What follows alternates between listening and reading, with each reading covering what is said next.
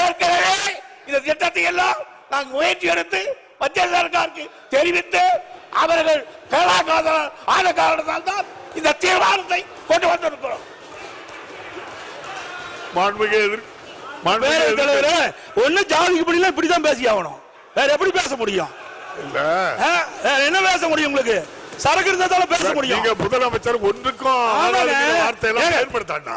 அது நீங்க முன்னால இப்படி பேசுற என்ன அர்த்தம்? நீங்க சரியான முறையில் ஊழல் என்ன சட்டமன்றம் தானே, ஒரு மூத்த உறுப்பினர் மற்றவருக்கு வழிகாட்டியா இருக்கணும். அதை விட்டுட்டு ஊனா என்ன, இதுக்கெல்லாம் பயப்பட மாட்டாங்க. மக்களுடைய பிரச்சனை உயிரை கொடுத்தாலும் காப்பாற்றுவாங்க. நீங்களும் அதே வார்த்தை நடக்காது. நீங்க மத்திய அரசுக்கு எழுதப்பட்டிருந்தால் இந்த ஏலத்தை தடுத்து நிறுத்தியிருக்கலாம்.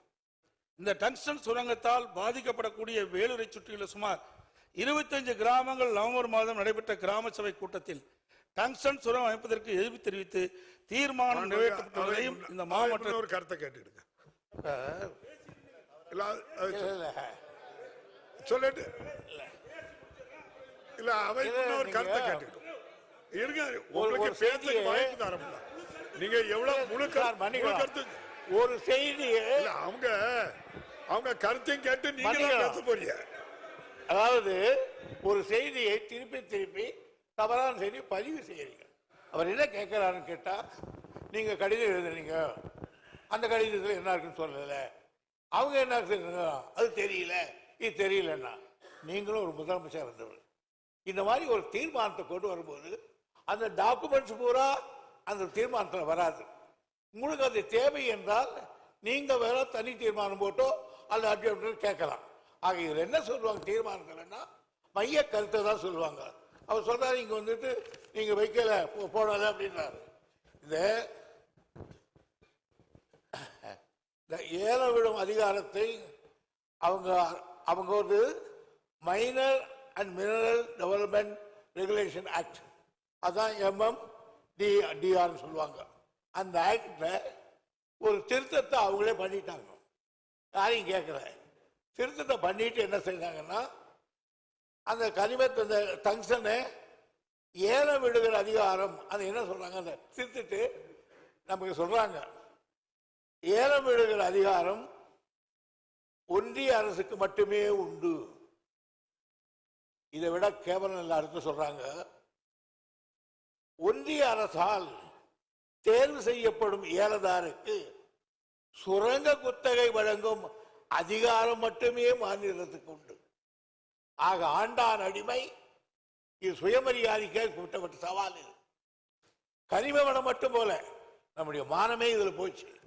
ஆக நான் ஏலம் விட்டுடுவேன், ஏலம் விட்டவனுக்கு இந்துஸ்தான் டைம்ஸ் சொல்லுவேன், அவனுக்கு நீ மரியாதையா அவனுக்கு கொடுன்னு சொன்னா இவங்க என்ன எஜமானா மத்திய சர்க்கார் மாநில சர்க்கார் ஏவல் அவனுக்கு கை கட்டி நிக்க வேலைக்காரனா அந்த அதிகாரத்தோடு போட்டிருக்காங்க சட்டத்தை. இந்த சட்டம் தெரிவிச்ச உடனே நான் 3/10/2003 ஒன்றிய சுரங்க அமைச்சருக்கு உடனே கடிதம் எழுதினேன். விவரமா எழுதினீங்களா கேட்கிறீங்களா? விவரமாக நில உரிமைகள் மாநில அரசின் கட்டுப்பாட்டில் உள்ளதால் we are owner of this land. மேற்படி சட்ட திருத்தம் மாநில அரசின் உரிமைகளை பறிப்பது போல் ஆகிறது. இதை விட என்ன சொல்றது? எனவே முக்கியத்துவம் மற்றும் அதிமுக்கியத்துவம் வாய்ந்த கனிமங்களை கிரிட்டிக்கல் அண்ட் ஸ்ட்ராட்டஜிக் மினரல்ஸ் சுரங்க குத்தகை அனுமதி வழங்கும் அதிகாரத்தை மாநில அரசுக்கே அளிக்கும்படி கேட்டுக்கொள்கிறேன். இதுக்கு மேல என்ன சொல்றது? ஒரு மரியாதைக்காக தான் மரியாதை சொல்ல முடியும். அடுத்து நீங்க சொல்றீங்க என்ன செய்யறீங்கன்னு. இதெல்லாம் நடந்ததுக்கு அப்புறம் அவங்க அதே திருப்பி சொன்னதுக்கு அப்புறம் அவங்க என்ன சொல்றாங்க, எங்களுக்கு தான் அதிகாரம் உண்டு, நீங்க எல்லாம் எங்களுக்கு ஒத்துழைங்க அப்படின்னு கேட்டு விட்டுட்டாங்க. உடனே அதுக்காக ஒரு இந்த இவருக்காக மற்ற புத்தக பார்க்கறோம் நிலைமை இப்படி இருக்கும்போது சுற்றுச்சூழல் பாதுகாப்பு இயக்கம் இன்னொன்று பார்க்கணும். நாம சொல்றது தப்பா ரைட்டான்னு மினரல் எக்ஸ்ப்ளோரேஷன் கார்பரேஷன் லிமிடெட் அவங்க நம்மளை கேட்டாங்க என்ன பாதிப்புன்னு. புள்ளி விவரங்களை தெரிவிக்கும். இந்த பகுதியில் அரிட்டாப்பட்டி கிராமத்தில் சாரி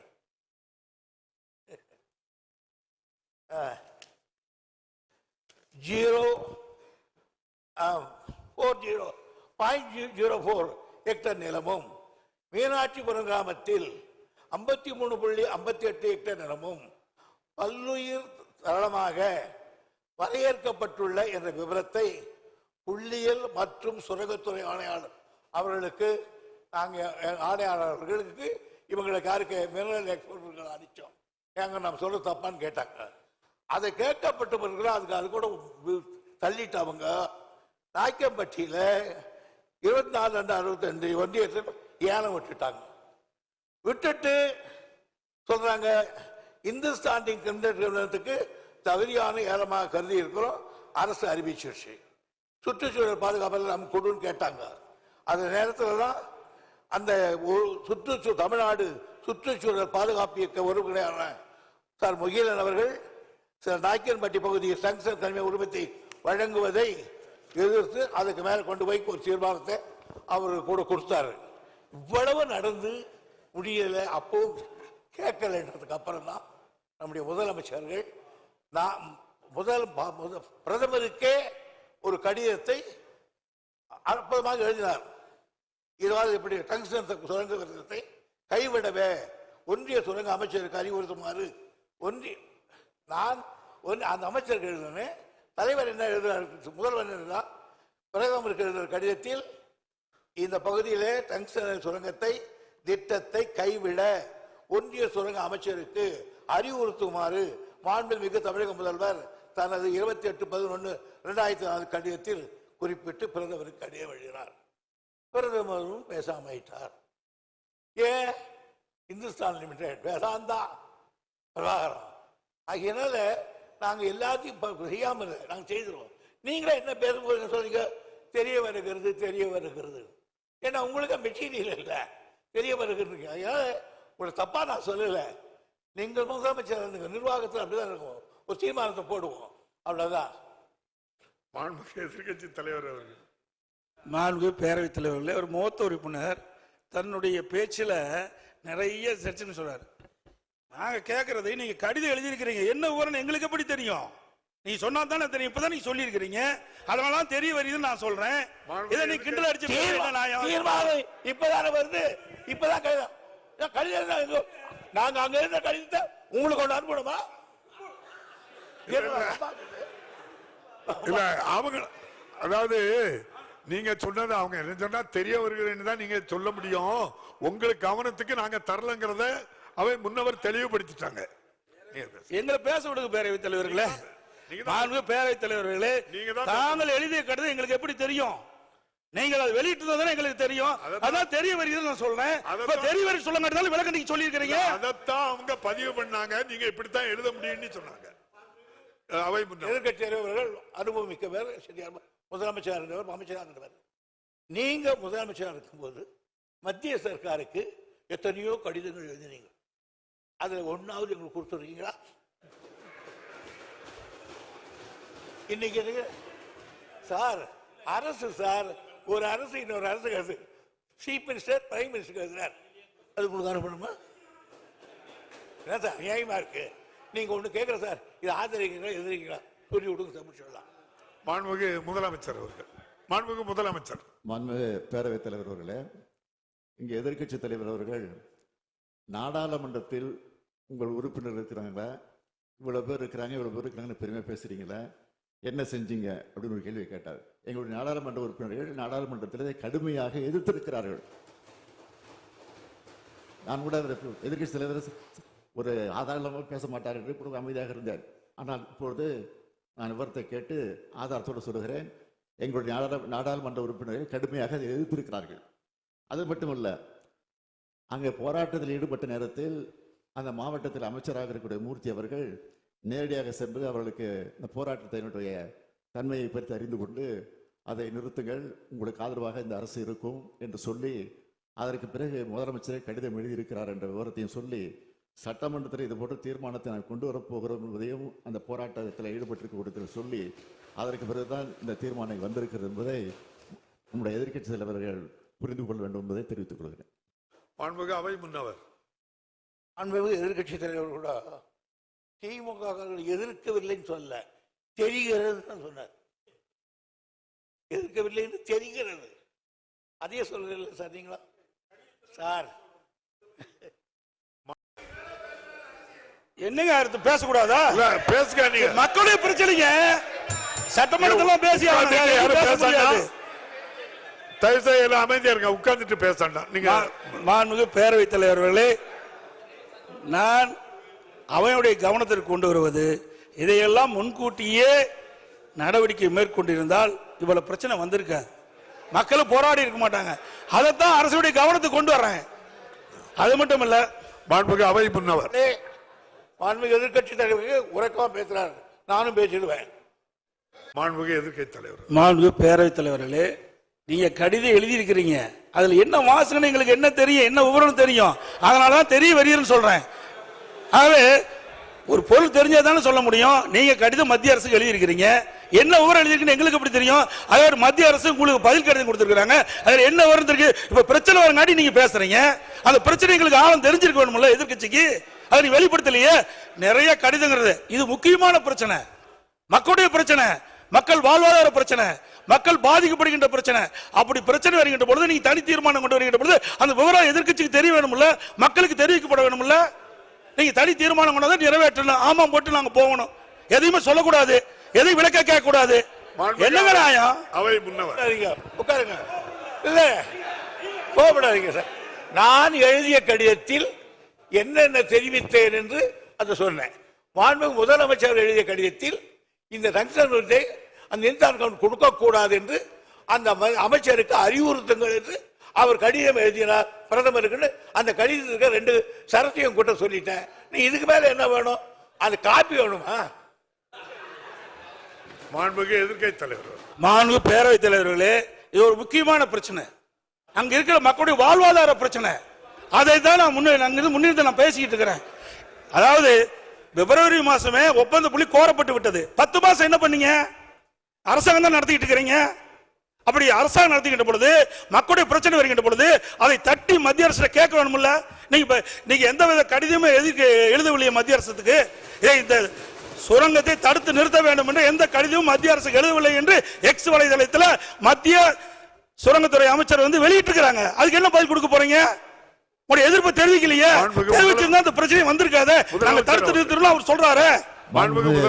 பேரவைத் தலைவர் அவர்களே, இவ்வளவு வேகமாக பேசிவிடுகிற காரணத்தால் இதை சாதித்து விட்டோம் என்று நீங்கள் நினைத்து விட வேண்டாம். நிச்சயமாக சொல்கிறேன், உறுதியாக சொல்கிறேன். நாங்கள் அவ்வப்போது தொடர்ந்து கடிதம் எழுதியிருக்கிறோம், தொடர்ந்து போராட்டங்கள் நடத்தி கொண்டிருக்கிறோம். எங்களுடைய கண்டன குரலை நாடாளுமன்றத்திலே பதிவு செய்திருக்கிறோம். அது மட்டுமல்ல, போராட்ட கலவரத்தில் ஈடுபட்டிருப்போம் கூட நம்முடைய அமைச்சர் பேசுகிற போது இது போன்ற ஒரு தீர்மானம் அவையிலே சட்டமன்றம் கூடுகின்றதற்கு கொண்டு வருவோம் என்று சொல்லிதான் தெளிவுபடுத்தி இருக்கிறோம். கடிதத்தை எழுதுகிற போது அவ்வப்போது செய்தி வெளியிடுகிற தலைப்பில் பிரதமருக்கு முதலமைச்சர் இந்த சம்பந்தமாக கடிதம் எழுதியிருக்கிறார் என்ற செய்தி வெள்ளம் விவரம் வந்திருக்கிறது. ஒரு தெரியவில்லை சொன்னால் என்ன புரியவில்லை என்று. மாண்புமிகு எதிர்க்கட்சி தலைவர், மாண்புமிகு பேரவைத் தலைவர்களே, மாண்புமிகு முதலமைச்சர் நான் சொன்ன கருத்தை தவறாக புரிந்துவிட்டார். மாண்புமிகு நீர்வளத்துறை அமைச்சர் மத்திய சுரங்கத்துறை அமைச்சருக்கு எழுதிய கடிதம், மத்திய சுரங்கத்துறை அமைச்சர் நீர்வளத்துறை அமைச்சருக்கு எழுதிய கடிதத்தை தான் குறிப்பிட்டேன். இந்த 2 கடிதம் வெளியில் சொல்றான். மாண்பு பாரத பிரதமருக்கு மாண்பு முதலமைச்சர் எழுதிய கடிதத்தில் நீங்கள் இந்த சுரங்க ஏலத்தை ரத்து செய்யணும்னு கேட்டுக்கிறீங்க. அந்த இது சுரங்கத்துறை அமைச்சருக்கு போய் சுரங்கத்துறை எக்ஸ் வலைதளத்தில் சொல்லியிருக்கிறாங்க. என்ன, நாங்க ஏலம் விடுவதற்கு ஒப்பந்த புள்ளி கோரணும், அப்ப இருந்து 10 மாசம் இருந்தது, ஏன் இதை தடுத்து நிறுத்துவதற்கு நீங்கள் எந்தவித தகவலும் மத்திய அரசு கொடுக்கவில்லை. எக்ஸ் வலைதளத்தில் வெளியிட்டு இருக்கிறாங்க. முதலமைச்சர் எழுதிய கடிதத்திற்கு மத்திய சுரங்கத்துறை அமைச்சகம் பதில் கொடுத்திருக்குது. அதுக்கு தான் நான் கேட்கிறேன், 10 மாத காலம் நீங்க என்ன செஞ்சீங்க? அப்பவே செஞ்சிருந்தா இதை நான் பேசிடுறேங்க. அப்பொழுதே இதற்கு உரிய அப்புறம் நீங்க பதில் எழுதலன்னு கேட்டிருக்கீங்க. இதை அப்பொழுதே தடுத்து நிறுத்திருக்கலாம். அதைத்தான் நான் சொல்ல வரேன். நீங்க 10 மாத காலமாக இந்த அறிவிப்பு வெளிவந்த ஒப்பந்தம் வெளியிட்ட பிறகு டங்ஸ்டன் சுரங்கம் அமைப்பதற்கு ஒப்பந்தம் கோரப்பட்டு 10 மாத காலமாக நீங்கள் எங்களுக்கு எந்த தகவலும் கொடுக்கப்படவில்லை.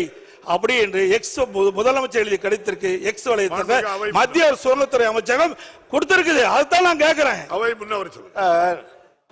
நீங்க நீர்வளத்துறை அமைச்சர் எழுதினார், முதலமைச்சர் எழுதினார், அவங்க என்ன கடிதம் எழுதுனாங்க அப்படின்னு கேட்கிறாரு. எழுதுனாங்க. எனக்கு இப்படின்னு தெரிஞ்சிருந்தா அந்த போஸ்ட் ஹவுஸ் முத்திரையோட கொண்டு வந்துருப்பேன். 2/11/2021 அன்று ஒன்றிய சுரங்கத்துறை அமைச்சர் அளித்த பதிலில் உரிய சட்ட திருத்தங்களை மேற்கொண்ட பிறகே இந்த ஏலம் விழுவதாகவும் தேசிய அளவிலான தேவைகளை கருத்தில் கொண்டு மாநில அரசுகள் இந்த கொள்கைக்கு ஒத்துழைக்க வேண்டும் என்று குறிப்பிட்டிருந்தார். இல்லை என்றார். பேரத்தில் அதான் நான் குறிப்பிட்டேங்க. இங்க பேசி பிரயோஜனம் இல்ல, நாடாளுமன்றத்தில் பேச வேணும். நாடாளுமன்றத்தில் கனிம வள திட்டத்தை முதலமைச்சர் நாடாளுமன்ற கூடி கூடி கலந்துட்டு தான் இருக்க தவிர அங்கே தொடர்பு கூட்டம் நடந்ததாக செய்தி வரல இது வரைக்கும் நமக்கு. ஆனால் கிடைக்க நேரத்தெல்லாம் பயன்படுத்தி அதை எதிர்ப்பு தெரிவிச்சிருக்கிறோம். நாடாளுமன்றம் கூடுகிறது, அதற்கு பிறகு அங்கே அவையை ஒத்தி வைக்கப்படக்கூடிய சூழ்நிலை நடந்துகிட்டு இருக்க தவிர தொடர்ந்து நடந்துகிட்டு இல்லை. இது எதிர்க்கட்சி தலைவர் அவர்கள் பத்திரிகையிலையும் படிச்சிருப்பார் நினைக்கிறேன். திடீர்னு ஒரு நாள் ஒரு 100 பில்லை பாஸ் பண்ணி விட்டுருந்தாங்க நாடாளுமன்றத்தில். பேரத்தில் 2023ஆம் ஆண்டு நாடாளுமன்றத்திலே கனிம திருத்த சட்டத்தை கொண்டு வந்து 2023ஆம் ஆண்டு இப்ப இல்ல மாண்புமிகு பேரவைத்தலைவர்களே அப்போ எதிர்ப்பு தெரிவிச்சிருக்கிறோம். எதிர்ப்பு தெரிவிக்கல தவறான தகவலை இங்க பதிவு பண்ணிக்கிட்டீங்க. அதை நான் அதுக்கு தெளிவுபடுத்திட்டேன். எதிர்ப்பு தெரிவிச்சிருக்கோம். திமுக சார்பில் அங்கே எதிர்ப்பு தெரிவிச்சிருக்கிறோம். சரி மாண்புமிகு பேரவைத் தலைவர்களே, மாநிலத்தினுடைய உரிமை பறிபோகின்ற பொழுது அதற்கு ஏற்றவாறு நாடாளுமன்றத்திலே நம்ம நாடாளுமன்றம் அழுத்தம் கொடுத்திருக்கணும்.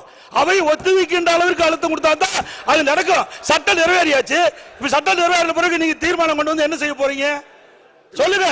தீர்மானத்தை ஒரு முறை நிறைவேற்றும் பண்ண முடியாது. முதலமைச்சர் சட்டம் நிறைவேறதுன்னா எங்களுடைய ஆதரவு நிறைவேறிச்சு. நாங்க எதிர்ப்பு தெரிவிச்சிருக்கிறோம். அது நாடாளுமன்றத்துக்கு பதிவாயிருக்கு. எப்படி நிறைவேறதுன்னா நாங்கள தடுத்துக்க முடியுமா? நாங்கள் மெஜாரிட்டி அவங்க இருக்கும்போது இப்படி பண்ண முடியும் சொல்லுங்க. நீங்களும் அங்கே குரல் கொடுத்தோம் நாங்கள் சபையை நடத்த விடாம பண்ணு பல பேரும் சொல்லியிருக்கீங்க. அப்போ எல்லாம் சபை அவன் நிறைவேற்றும் தீர்மானத்தை தடுத்து நிறுத்திட்டீங்களா? நீங்க சொல்லுங்க.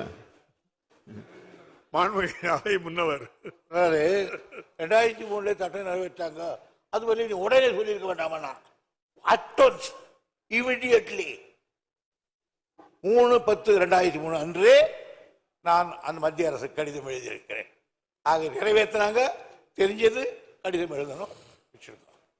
மாண்புமிகு எதிர்க்கட்சி தலைவர் அவர்கள். மாண்புமிகு பேரவைத் தலைவர் அதை எதிர்க்கு நான் தான் ஆரம்பத்திலே சொன்னேன். பிப்ரவரி 2024 பிப்ரவரி மாதம் டங்ஸ்டன் சுரங்கம் அமைப்பதற்கு ஒப்பந்தம் கோரப்பட்டு 10 மாத காலமாக என்ன செஞ்சீங்க? எதுவுமே செய்யலையே. இப்ப எடுக்கிற நடவடிக்கை அப்போ எடுத்திருந்தா இதை தடுத்து நிறுத்தி இருக்கலாம் நான் சொல்றேன். அது மட்டும் இல்ல, ஒரு சட்டம் மத்திய அரசு கொண்டு வருகின்ற பொழுது மாநில உரிமை பாதிக்கப்படுகின்ற பொழுது அங்க அழுத்தம் கொடுத்தே ஆகணும். அதுக்கு தானே எம்பி போறாங்க. சும்மா நான் எழுத்தேன் நிறைவேறிட்டு அப்புறம் ஏன் கொண்டு வரீங்க? என்ன பிரயோஜனம்? முதலமைச்சர் பேரவைத் தலைவர்களே, அரசுடைய அலட்சியத்தால் இன்றைக்கு அவன் பகுதி மக்கள் பாதிக்கப்படுறாங்க. அதான் நான் சொல்றேன். அவை முன்னவர் அவர்கள் மாண்புமிகு எதிர்க்கட்சி கொண்டு சொல்லுகிறேன். இது மாதிரி எதிர்த்தோம். நான் என் கடிதம் எழுதினா, அவர் எழுதினார், சுற்றுச்சூழல் எழுதினார். எதுக்கும் பணியாத காரணத்தால் தான் இந்த மன்றத்துக்கு வந்து இந்த மன்றமே இதை அந்த திட்டத்தை எதிர்க்கிறது, இந்த தீர்மானத்தை ஆதரிக்கிறது கொண்டு வந்திருக்கோம். நீங்க இப்போ என்ன சொல்றீங்க?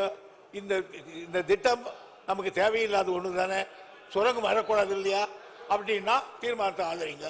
இல்ல சுரங்கத்தை வேதாந்தா பக்கமோ நீங்களும் சேர்ந்துக்கிட்டா ஆதரிச்சுக்கோங்க. மாண்புமிகு எதிர்க்கட்சி தலைவர் அவர்கள். மாண்புமிகு பேரவைத் தலைவர்களே, இதுவரை அலட்சியமா இருந்துவிட்டு இப்படி பதில் சொல்வது சரியல்ல. ஏனென்றால் ஒரு அரசாங்கம் அவ்வப்போது விழித்துக் கொண்டு மக்களுக்கு பிரச்சனை ஏற்படும் தீர்த்து வைக்கணும். அலட்சியமாக இருந்தது சொல்றாரு. எந்த விதத்திலும் இந்த திமுக ஆட்சி அலட்சியமா இருந்தது இல்ல. பொது மக்களுடைய பிரச்சனை பொறுத்தவரை நாங்கள் இது வரைக்கும் அலட்சியமா இருந்தது கிடையாது. அலட்சியமா இருந்தங்கிற அவை குறிப்பிலிருந்து நீக்கிறேன். அலட்சியம் வேண்டாம். 4 பேரவைத் தலைவர்களே, நீங்க அந்த ஆசனம் அலட்சியம் என்பது நான் தவறா சொல்லல. அலட்சியம் என்பது அது அன்பார்க்க. அதாவது எதுக்கு பேசுறீங்க?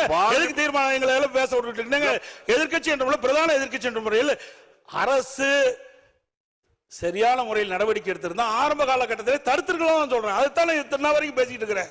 வேற என்னத்தை நாங்க சொல்றோம்? அது மட்டும் இல்ல, இதுல சில முக்கியம். முதலமைச்சர் இப்ப கடிதம் எழுதியிருக்கிறார். இது ஒப்பந்த புள்ளி விடுகின்ற பொழுதே கடிதம் எழுதியிருந்தா இது நிறுத்தப்பட்டிருக்கும். இரண்டாவது, முதலமைச்சர் பேரவைத் தலைவர்களே திரும்ப திரும்ப அதையே சொல்லிக் கொண்டிருக்கிறார். இல்ல ஒன்றிய அரசு இது விஷயத்துல ஏலம் விட்டு விட்டுவதாக சொல்லிக் கொண்டிருக்கிறார்.